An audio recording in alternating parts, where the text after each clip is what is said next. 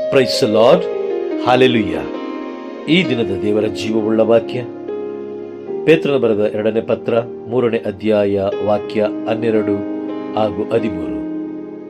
Peters second letter chapter 3 versus 12 and 13. ದೇವರ ಆ ದಿನವನ್ನು ಎದುರು ನೋಡುತ್ತಾ ಅದು ಬೇಗನೆ ಬರಲೆಂದು ಹಾರೈಸಬೇಕು. ಆ ದಿನ ಆಕಾಶ ಮಂಡಲವು ಅಗ್ನಿಯಿಂದ ಉರಿದು ಹೋಗುವುದು. ಸೂರ್ಯ, ಚಂದ್ರ, ನಕ್ಷತ್ರ, ಗ್ರಹಗಳು ಶಾಖದಿಂದ ಕರಗಿ ಹೋಗುವು.